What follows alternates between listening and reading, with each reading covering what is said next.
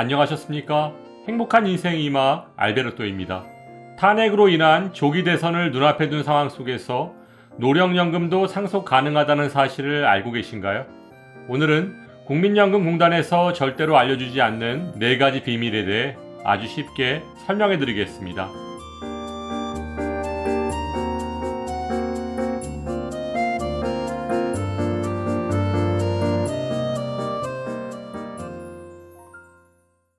지난 4월 4일 대통령 탄핵으로 인해 조기 대선이 치러지게 되면 여야의 각 후보자들은 어르신들의 표를 의식해 기초연금, 노령연금에 대한 공약을 경쟁적으로 내놓을 것으로 보여지는데요. 지난 3일 국민연금공단에 따르면 2024년 기준 국민연금 부부 합산 최고 수령액은 월 530만 5,600원이고 좀 더 자세히 설명드리면 남편 253만 9,260원, 아내는 276만 6,340원인 것으로 나타났는데요. 이 부부가 국민연금을 이렇게 많이 받게 된 이유를 살펴보면 긴 가입기간과 국민연금을 5년 늦게 받는 연기 노령연금을 신청했기 때문인 것으로 나타났는데요. 참고로 2024년 기준 국민연금 부부 합산 평균은 108만원 정도에 그치고 있는 것을 감안한다면 국민연금 부부합계 530만원은 굉장히 높은 금액이라고 할 수 있습니다. 그렇다면 이렇게 많은 국민연금을 받던 부부 중 한 사람이 먼저 사망한다면 과연 어떤 일이 일어나게 될까요? 본격적인 설명에 앞서 국민연금 가입자가 받을 수 있는 연금의 종류를 간단히 정리해보면 1. 국민연금을 10년 이상 가입하면 받을 수 있는 가장 일반적인 형태의 국민연금인 노령연금. 2. 국민연금 가입자가 장애를 입으면 받을 수 있는 장애연금. 3. 국민연금 가입자가 사망했을 경우 유족이 받을 수 있는 유족연금. 따라서 어르신들께서 굉장히 헷갈려 하시는 노령연금은 국민연금과 같은 연금이고 만 65세가 되면 신청하실 수 있는 기초연금과 노령연금은 전혀 다른 연금인데요. 그럼 지금부터 국민연금공단에서 절대로 알려주지 않는 유족연금의 4가지 비밀에 대해 설명해 드리겠습니다.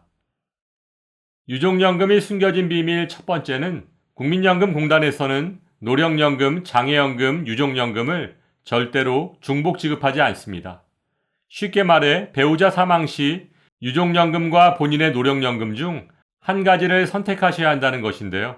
조금 전 설명드렸던 노령연금 부부합계 530만원을 받는 부부를 예를 들어 설명드리면 노령연금을 남편 254만원, 아내 276만원을 받으시다가 남편이 먼저 사망했다면 아내분께서는 다음의 2가지 중 딱 한 가지만을 선택하셔야 합니다.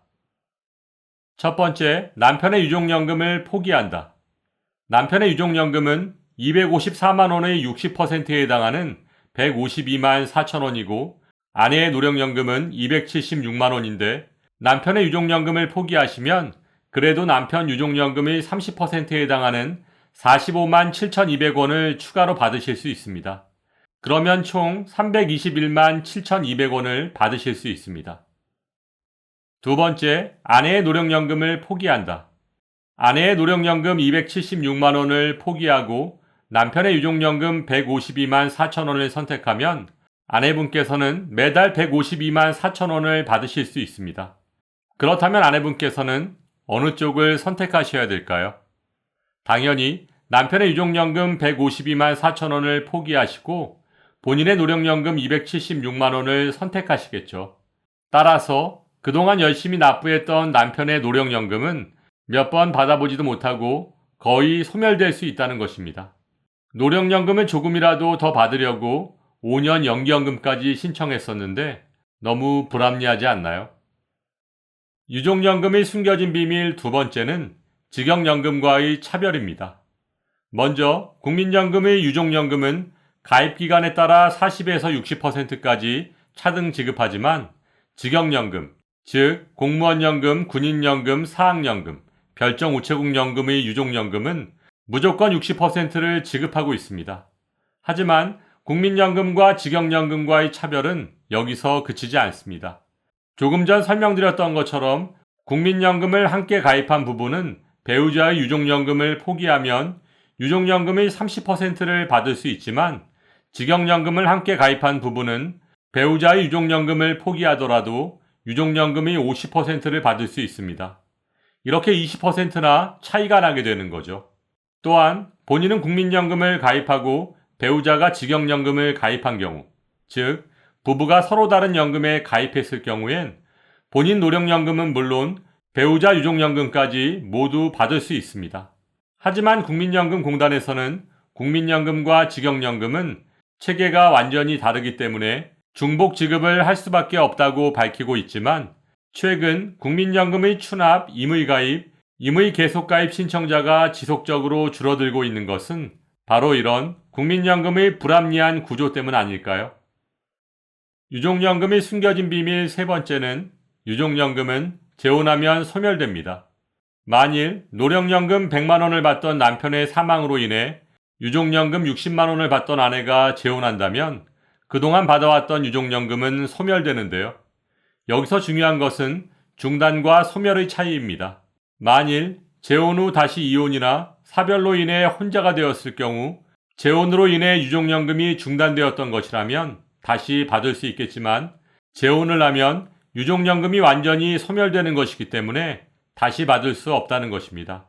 따라서 배우자와 사별 후 유족연금을 받으시다가 재혼을 하시는 경우 유의하시기 바랍니다.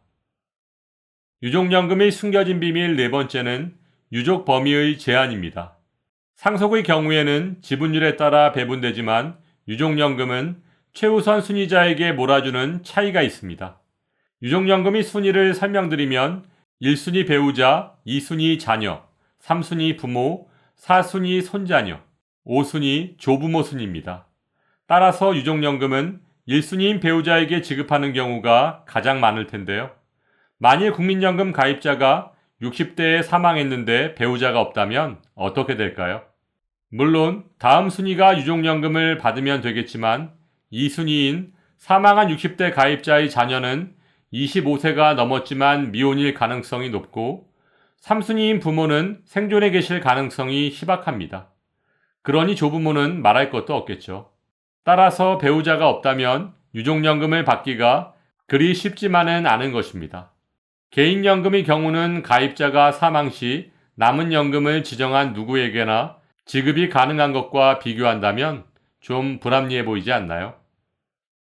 그래도 유족연금을 받을 수 있는 대상이 없어서 유족연금 지급이 안 된다면 장례비 정도의 사망 일시금을 친척 등에게 지급하고 있습니다.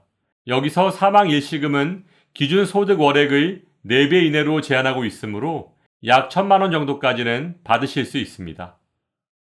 오늘 설명드린 것처럼 국민연금공단에서는 추납, 임의가입, 연기연금 등을 홍보할 때 국민연금 월 급여액이 높아짐으로써 발생할 수 있는 유족연금의 중복 수급 문제, 기초연금 탈락 및 국민연금 연계 감액 문제, 피부양자 문제 등을 절대로 미리 알려주지 않습니다.